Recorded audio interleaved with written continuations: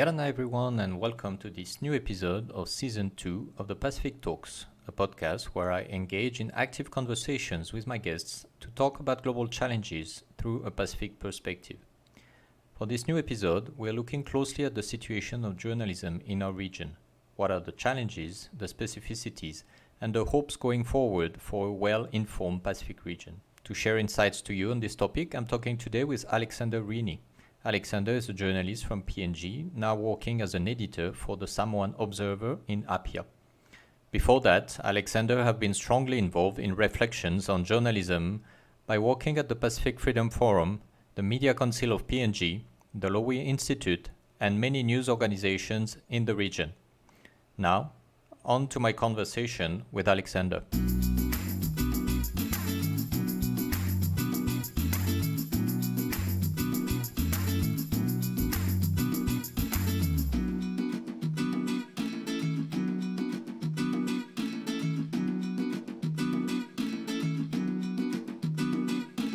Alexander, Ora Na, welcome to Pacific Talks. Felipe, thank you for having me. First question, can you tell us a little bit about yourself and your life path? Oh, well, I'm a Papua New Guinean. First of all, I am based here in Samoa. I work for Samoa's only daily newspaper, the Samoa Observer. I've lived in Samoa since June 2018. I was previously the editor for one of Papua New Guinea's two daily newspapers, the Post Courier. And I was an editor for 4 years. From 2012, I made my exit in 2016.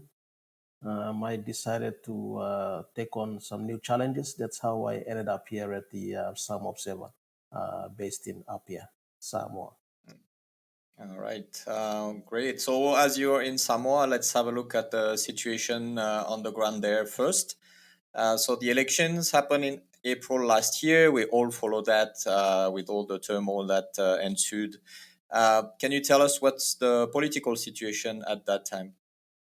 Oh, well, what happened was we had a general election. No one envisaged the Human Rights Protection Party losing at the elections. They had a landslide win back in 2016 in the last general election. That didn't happen last year in April. So what happened was both parties came back, the Human Rights Protection Party and the FAST Party. FAST is an acronym for the party. It's FAAST.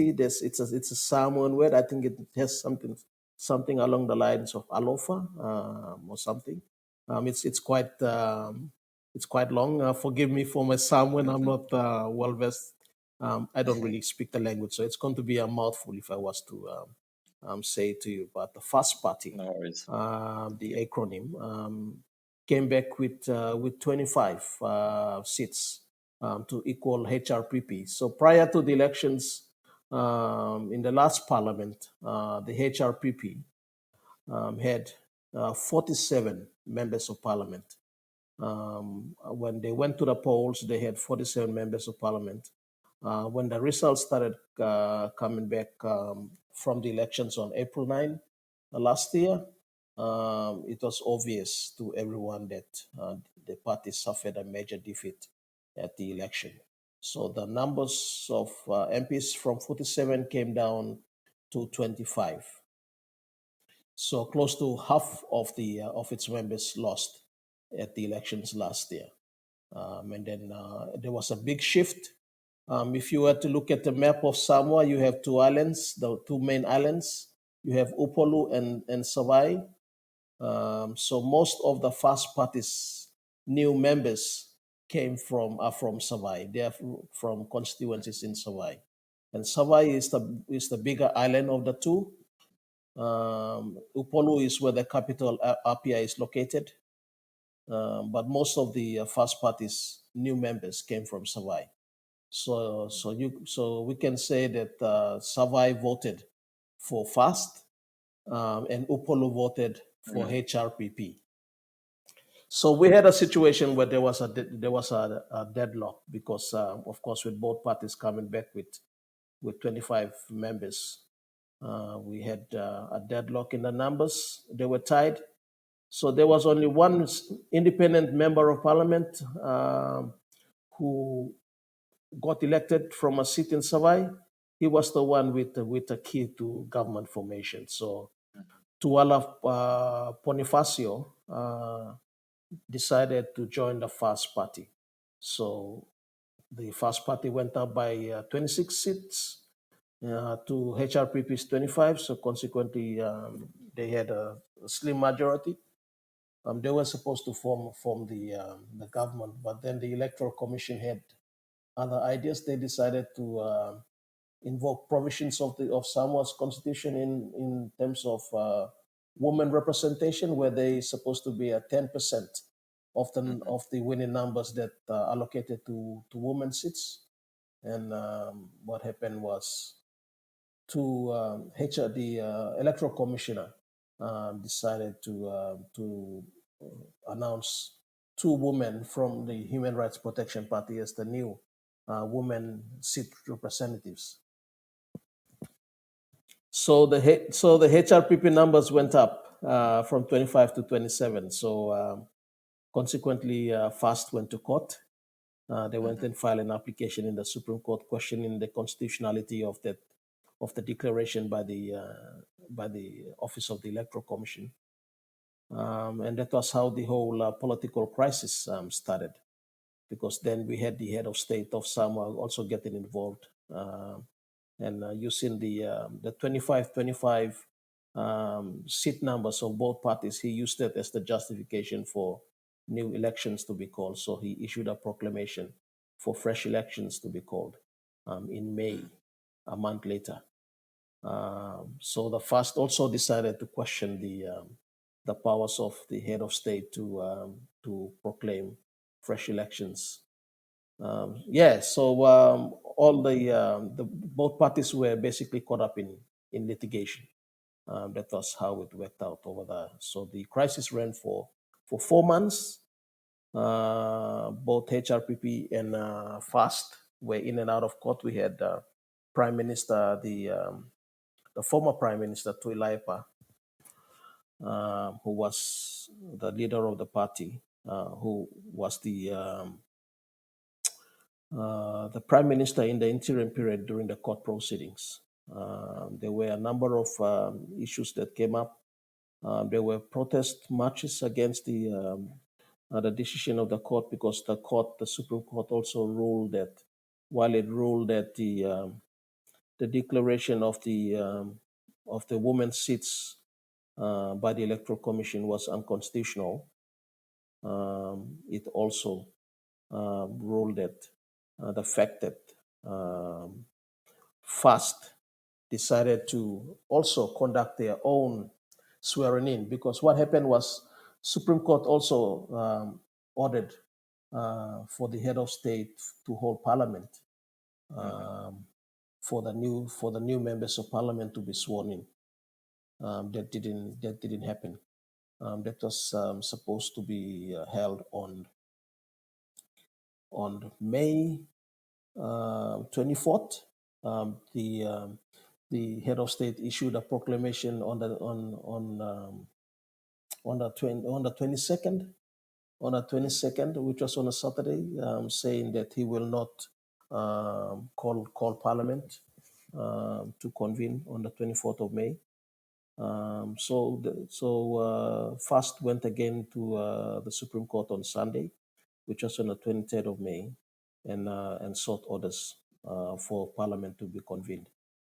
And then Parliament was supposed to convene on Monday, which was the 24th of May, but that didn't happen. So we all know what happened after that. So on the 24th of May, the First Party, led by Fiame Naomi Matafa, went ahead and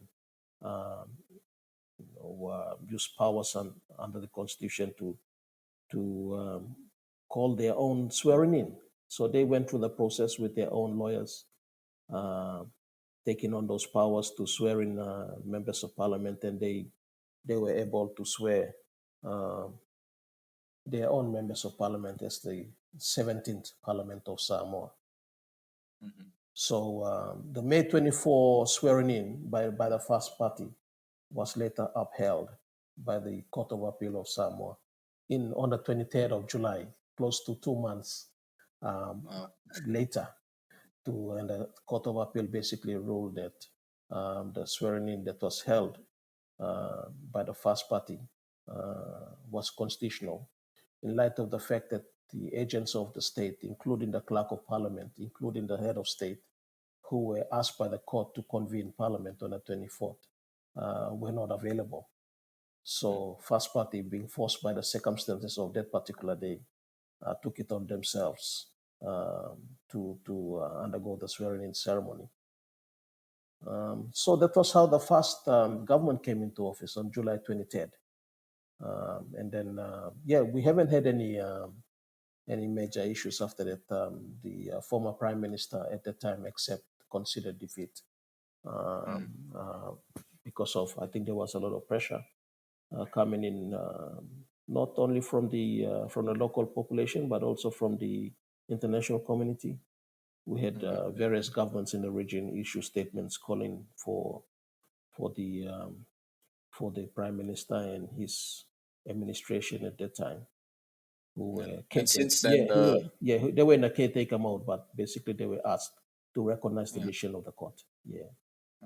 And since then, the situation has been quite stable, and now the new government is running quite smoothly, right? Yes, that's right. We haven't had any major issues since then. So that was on the 23rd of July. Parliament met in September. They went through the formalities of swearing in new members, both first party members, and HRPP members were also sworn in, and then budget was brought down for the financial year, though a couple of months late. But since then there hasn't been any major issues, and then we had the by-elections in November, and of course, FAST won most of the, I think, out of the 7 seats that were available from the by-elections. First party got 5, so that only added to their majority. Yeah, so now So it's even more yes, stable then. that's right. So they are around 30. Yeah. In terms of the numbers in Parliament, FAST is currently on about 30 members. We have, and then what happened was the 25 that HRPP previously had. There were the electoral petitions, and the electoral petitions cut down their numbers again, back to 20. Yeah, right. Yeah.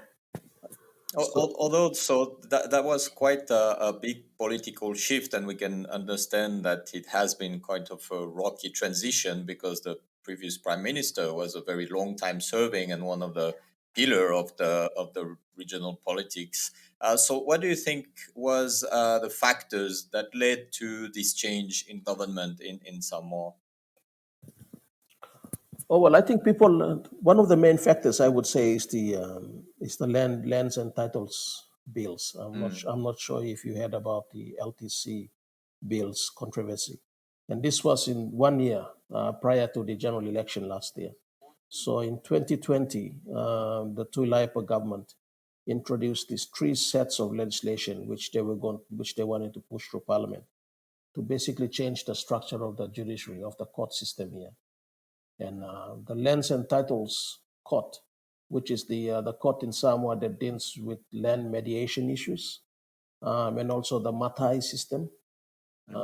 So here in Samoa, the Matai system is the titles system where of the chieftaincy system for the different communities is quite strong. And in order to be a member of parliament, you need to have a Matai, you need to have a chiefly title. Now, this was the court that took care of all the land matters as well as the Matai title system. The Tuilaipa government wanted to change the structure of the judiciary, and the end product was that the LTC court would not report to all its decisions would not come under scrutiny by the Supreme Court. So it was basically set up as an independent entity, totally outside of the parameters of the Supreme Court.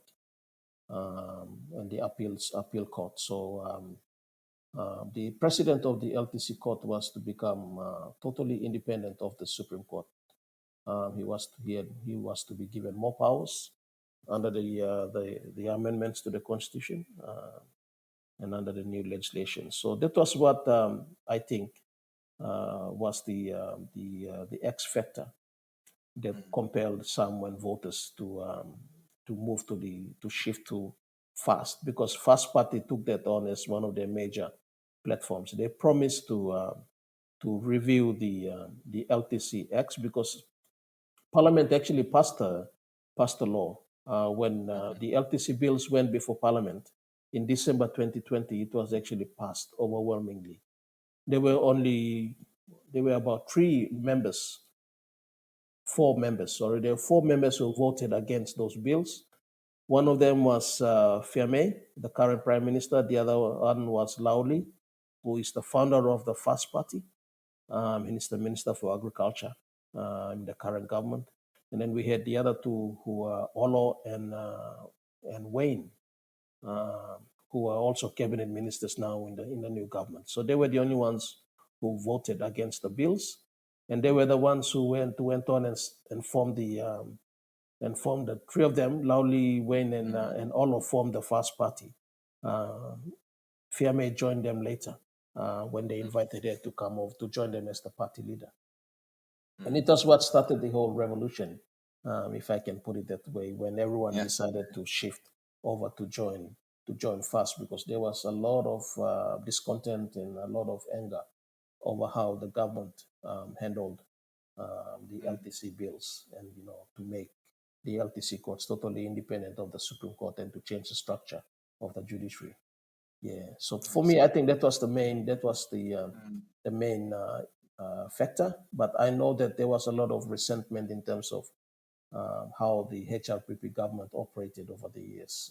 There's been a lot of controversies, a lot of white elephant projects where the government spent millions on some of the projects, and there was no form of accountability. There are some of the projects now, despite a lot of public funds been spent,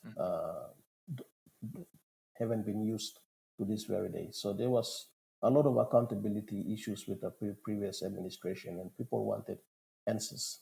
And FAST Party offered them that opportunity, saying that we will be more accountable. We will look at some of the corruption allegations that have emerged that were connected to the previous government, and will basically give a new lease of life in terms of a new government and a new parliament going forward. So those were some of the major factors which swayed the voters towards FAST. Okay, I see. Interesting.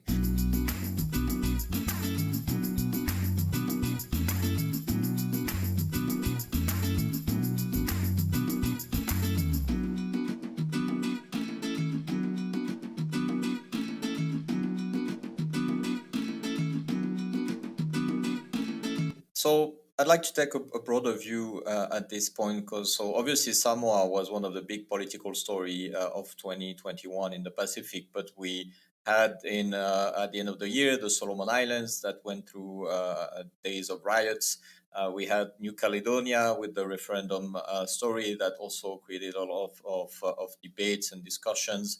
And on top of that, the Pacific Island forums went through a little bit of a rocky situation also during the renewal of the Secretary General. So looking at all this, and from your own perspective, do you think that our region is going through some kind of systemic change in the way our institutions, both nationally and regionally, are working? Yeah, I think there is a movement, if I can put it that way, from the constituency. They want more accountability from their leaders. I think, and with the arrival of social media, you just have to get onto a lot of these Facebook platforms to see how angry the population is in terms of how leaders in the Pacific Islands are conducting themselves.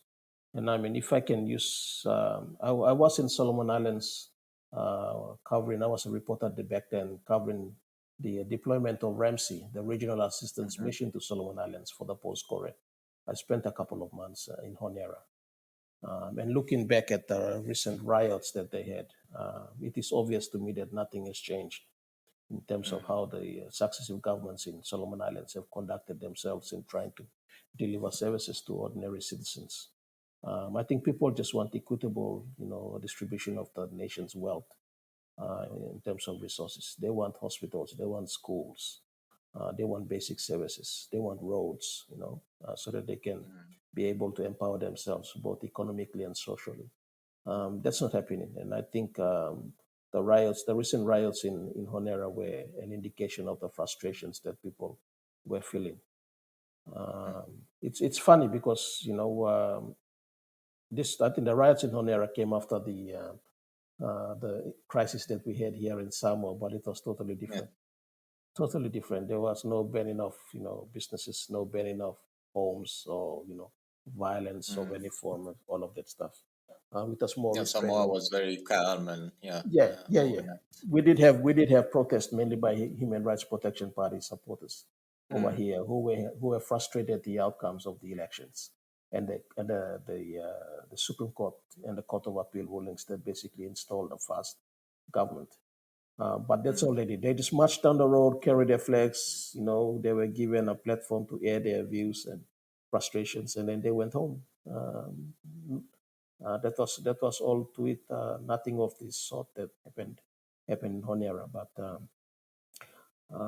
and I mean, looking back at this is the recent referendum that was held in Nome as well, in mhm, Caledonia, and the decision by the constituency to boycott uh, mhm. the referendum. To me, that's big, and that's an indication that to the leaders in the region that you don't call the shots. We need more consultation. More people need to be part of the conversation. We all need to sit at the equal table to be a part of the process. And if you're not going to give us that opportunity, then this is what we can do. Indeed. So when we talk about accountability, one can easily think about journalism as seen as the fourth estate and the one that holds leaders accountable. So you're obviously a journalist and you have quite an experience in that. You served in the Pacific Freedom Forum, the Media Council of PNG, the Law Institute. So you have seen journalism through different lenses and at the regional scale.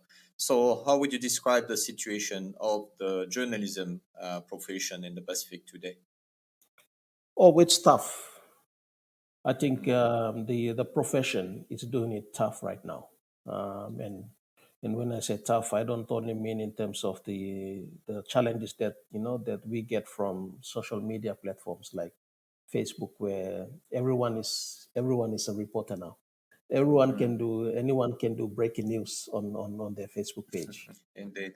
So yeah, that's one of the challenge we have. But also in terms of the integrity of the content that the journalists in the region have to put out on a daily basis. There's a lot of questions being raised about bias and journalists' affiliations to businesses or to politicians. That's also happening. So there needs to be some form of accountability on our part as well as Mhm, journalists. It doesn't have doing a post-mortem on our own, product and whether we are taking the right direction in terms of where we are going in empowering people with information. And I've always talked to reporters in PNG, and I mentioned that here in Samoa as well. One of the key questions that reporters should be asking and journalists should be asking is your content empowering people? If your content is not not empowering people, then you should ask yourself whether you are in the right business. mhm. Yeah, but it's very tough times for the media here in the Pacific, and I mean I can make reference to there was a recent case 3 weeks ago where a newsroom of about 24 personnel, reporters, cameramen, presenters, they were all sacked. They were given termination notices by the management of a government-owned television station in PNG called MTV. Mm, So all these 24 employees are now who previously worked in the newsroom, And MTV is the largest, if I can, I think it's the largest television station in Papua New Guinea. It used to be privately owned, but eventually got sold to Fiji, media entity in Fiji, and then got bought back by Telecom, PNG, Mm-hmm. which is the government-owned telecommunications provider back in PNG. So it's government-owned now, and the CEO and the management terminated 24 staff, basically because the management didn't like some of the stories that the newsroom ran on. There's a guy called Jamie Pang who was charged recently for smuggling meth into PNG. There were some stories which the management thought that was biased in favor of the guy, the Australian who was charged, and consequently they decided to suspend the head of the newsroom. And when his staff protested, they showed the door to the rest of the news team. So 24 Papua New Guineans, including journalists and presenters, are all out on the streets right now. So to me, that's an indication of the sort of challenges that government-owned media Mm-hmm. have to go through on a daily basis in PNG. But not only PNG. If you have to look at you know a lot of the media in the Pacific Islands are government owned, because are the only ones with the funding to be able to run a media outlet. So it's not a good precedent being set for other Pacific Island nations, because Mm-hmm.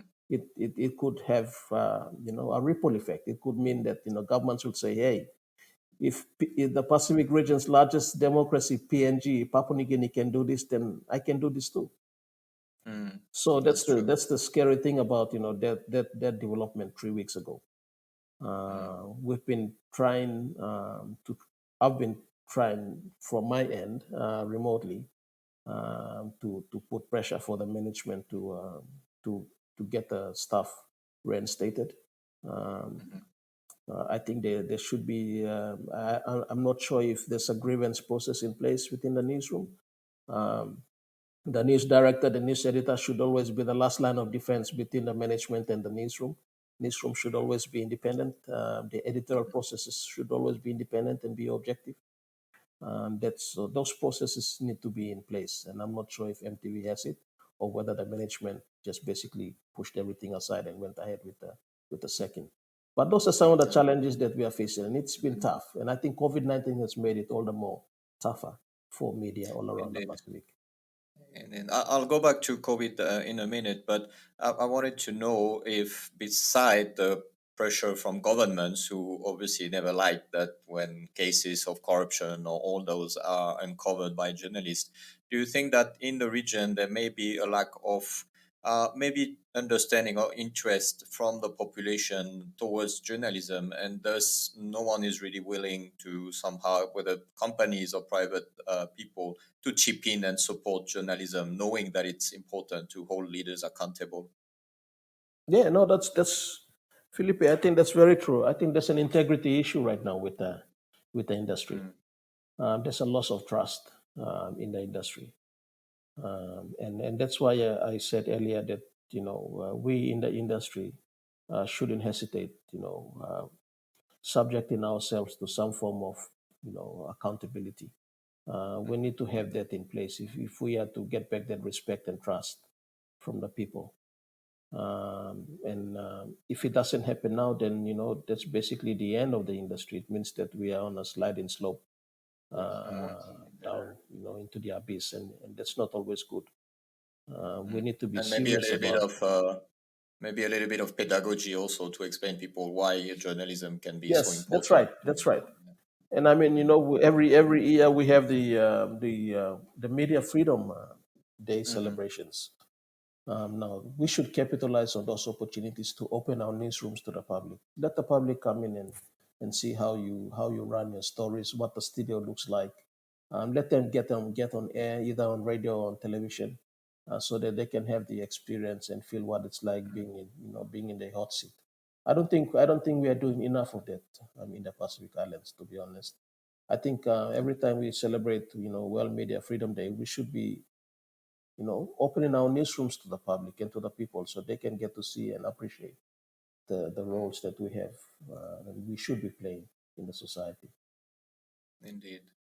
That's an interesting idea, and I'm sure that would indeed open a lot of minds for people to know Yes, exactly what it takes. that's right. Because, as you said earlier, social media made a lot of people think that they could Yeah, become journalists just by showing like a live video of something happening yeah, without all the context and the explanation. that's right. And obviously, COVID was a defining moment in terms of misinformation and disinformation, and especially also in the Pacific. So, how do you navigate this new context to maintain the standard of news and to make sure that people are well informed in our islands, knowing all the misinformation that go through social media? Oh well, the many it comes down to the editor, to the editors and the news directors. They need to be the ones putting their foot down in terms of accountability and ensuring that their content that they get to put out on a daily basis, ticks all the boxes. It's balanced. It's not biased. You give everyone an opportunity to have their say in the story. You provide background, even if it is background, bad background. I know that sometimes a lot of the stories might have implications for your advertising, but you need to bite the bullet on this one. Um, Mm, it comes back to the ones who are managing the newsroom. It comes back to the editors and the news directors. They need to put their foot out. If it means that they need to go sit down with the publisher and the general manager of the company to explain to them what press freedom is and what it means to maintain editorial independence, then they should do that because that's the only way they can be able to stop this continued interference from management. Because if you cannot stop management from interfering, then it means that you opening the door to government to come in as well, and you don't want that happening. You always want to have content that is independently produced, and it's balanced. It does not have favoritism. Should be objective. You need to have all those boxes ticked before you can start putting out your content. mm, And that's why I'm always a big fan of applying a post-mortem to your content at the end of every day. You need to go through that process because if you don't, when you sleep on it, you become complacent. Then it means that you open up your content to criticism. And what a lot of colleagues in the media don't realize is when one station or one radio station or when one newspaper or one television station gets accused of being biased or misrepresenting the facts in their story, then it paints a bad picture overall for the yeah, whole industry. all the profession. Yes, Yeah, yeah, that's right. It, definitely. it has a ripple Mm, effect, and everyone in the media, you need to know that mm, whatever you do, it has a ripple effect on your other colleague. Even though you are competitors, you are rivals, going for the same advertising mm, money and trying to put out the same content. But you need to that's tick the box, and we all need to be. We need there needs to be uniformity in terms of the quality of the content that we put out for our readers and for our viewers and for our listeners. If you don't have that uniformity in terms of quality mechanisms, then sorry, you will continue to the industry will continue to be attacked. yeah, indeed. But are social medias still a good platform for journalism, Yeah. or is it bound to be drowned into the ocean of bad information or whatever information? Because everything and anything is on social media. So being heard properly when you're a journalist, you've done like the proper work of contextualizing and all that must not be easy. So is it still a good thing to use social media to spread good information? Oh yeah, totally. And I mean, here at the Samoa Observer, we have a large following for our Facebook page. I think I must say we've got one of the largest in the region in Hmm. terms of reactions and the number of people who go and comment on our post. And I understand it because we have a very large Samoan diaspora who are living outside of Samoa. So we Hmm. will always have that following and that footprint. But Facebook and social media is here to stay. So we need to learn how to work with the platforms, and Hmm. and and harness the opportunities that come with it, and make use capitalize, on technology. And I mean the fact that we have a lot of governments who are now live streaming. their press conferences on Facebook also means that you as a news director, as a news editor, you ask, should I get a reporter to go out and attend a press conference, or would I rather they sit here in the newsroom and just get it up from their PCs, from their computers? Now that's the question that you ask yourself. What's the best outcome for the newsroom in terms of content? Would you rather your reporter sit here in a newsroom and watch, or they go to the press conference where they have the opportunity to ask a question? And not just any ordinary question. You ask the hard questions, because you shouldn't be sitting down there accepting everything that comes out from a politician. You should be asking questions. You should use the opportunity to ask questions. So, and I know that there's a lot of newsrooms who, because of the very, very low numbers of reporters that they have, they would rather the reporter sits in the newsroom, looks at the press conference on Facebook Live, and gets a story, and then they can be able to do other things. So they multitask, because everything is now made so accessible thanks to technology. But then you miss out on asking the hard questions, because you cannot do it through Facebook Live. You have to be there to ask the hard questions. Yeah, so it's always a juggle. And news editors and news directors have to go through that process every day. You need to refine your process. But I think one way around it is you have to be smart in the sort of press conferences that you cover. And it depends on the news agenda of the day. There will always be stories that will come out from outside the press conference where you would need a comment from the prime minister. Now, that's when you need to have a reporter at the press conference. There are others when it could be just a school opening where the PM could also be a guest of honor. Now, maybe you can just send a junior reporter, or you don't cover it. You just look at the Facebook live stream and do your story off from there. But we always try to seize every opportunity to do a doorstop on the prime minister. And I think being out there, asking questions in person as a representative of the organization, also is visibility for your organization as a media company. You need to have visibility over there. And the prime minister needs to see that you're actually there doing the hard yards and you're trying to hold them accountable. Feeding off from a Facebook Live, for me personally, I don't think that's good practice. I reckon that, maybe there are sometimes when it's applicable, when you have very, very less numbers of reporters, being at work because 10 people are sick. But otherwise, I reckon that, you should always be out there, because being out there, being seen to be on the job and asking the hard questions, it actually creates, a good impression of your media organization. It shows to the leaders and to the politicians that these guys mean business. They want to hold us accountable. Yeah. That's true. Interesting. All right. So at this stage of the podcast, usually I like to share a quote to my guests from someone from the same field. And so for you as a journalist, I went to look for another journalist, obviously, and I looked at the recent book from Ezra Klein, the New York Times journalist. The book is called Why We Are Polarized. So I'm going to read to you the quote. Bear with me; it's a bit long, but I think it's quite relevant to our context. So that's what he says: "The news is supposed to be a mirror held up to the world, but the world is far too vast to fit in our mirror.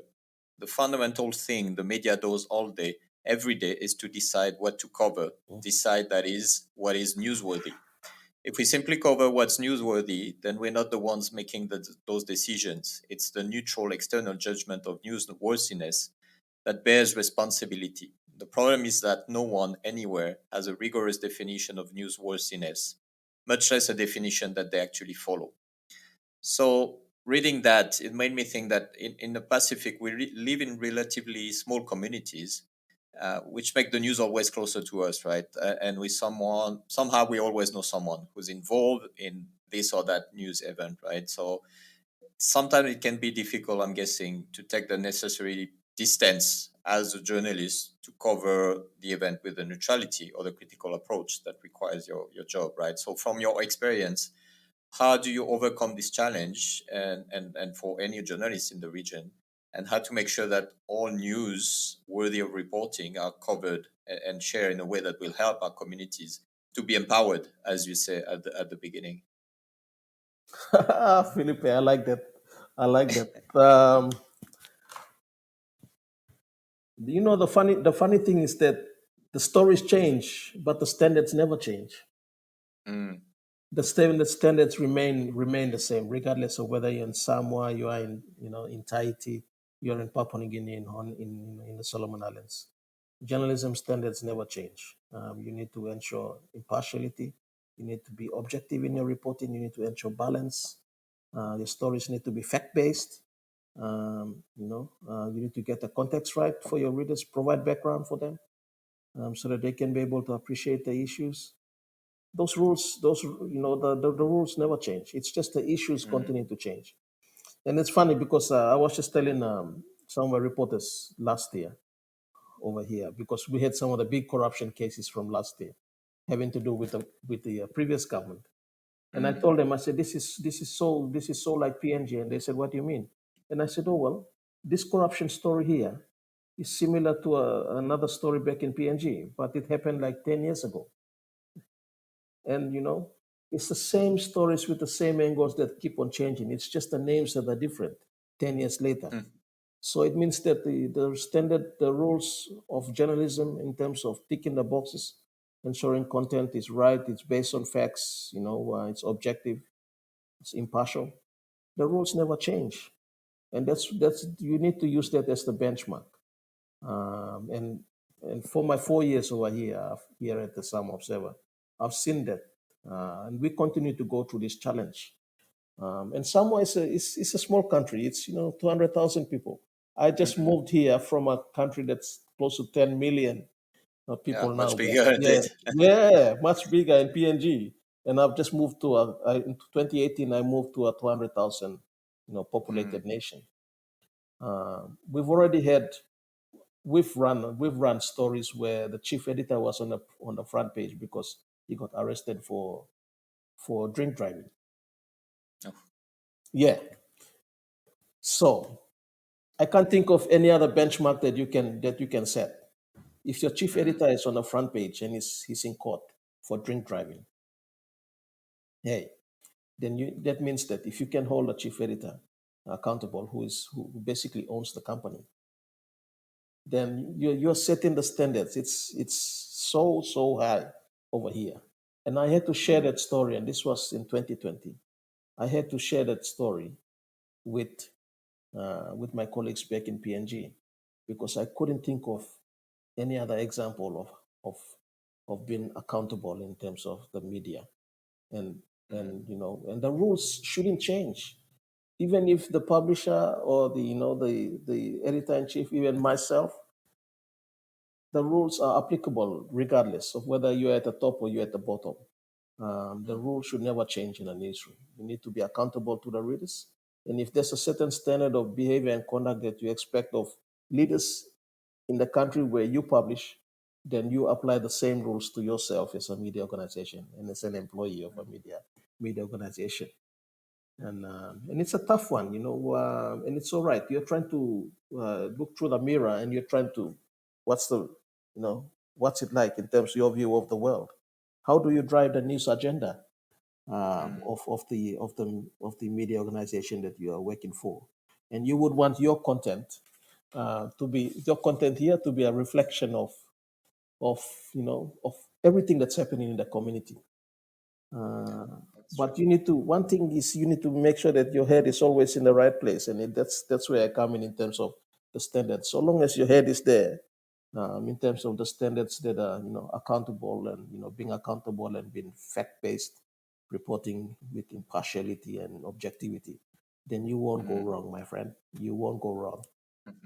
That's true. So, in a way, to summarize what you just said, is basically the best quality of journalism is also its highest challenge, which is living up to your standard all the time, whatever the That's right. size of a community, whatever the event, even if it touches you personally, you have to follow your rules and your standards, That's right. whatever it takes. That's right. That's right, my friend. That's right. That's what it is. So knowing that, my last question for you, because I'm thinking whoever is listening to that, and especially journalists, and even more especially young journalists, who would be listening to this conversation and measuring up the challenge that is to be a journalist in the region. What would be your advice or your recommendation for them to keep up with the good work, or to continue to be a positive agent of change that empower the community? Oh, if you're a journalism student studying journalism, wherever you are in the Pacific Islands, um, pay a lot more focus on media ethics, because media ethics, once you get it right with media ethics, it will take you a long way. And you need to, you know, you need to revolve your brand of journalism around media ethics and what it means to be a journalist and the code of conduct that you have as a journalist.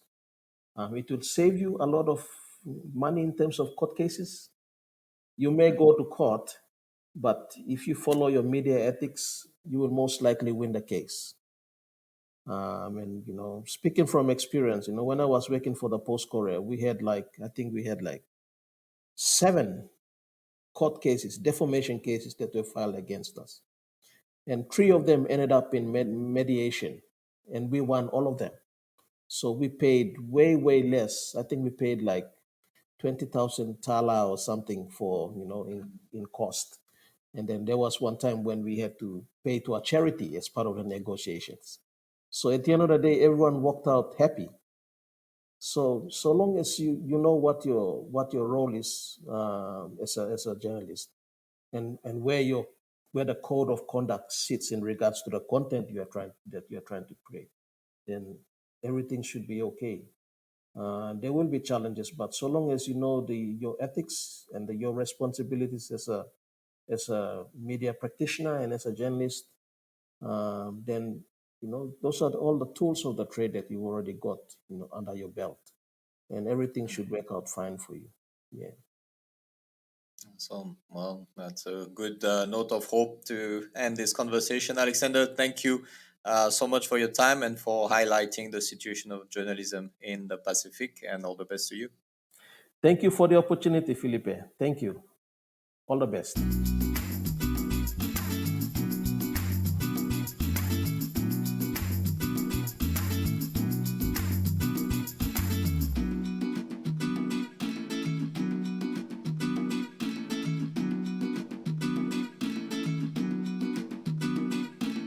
Pacific Talks is a podcast hosted by me, Philippe, and produced by Pacific Venture Media.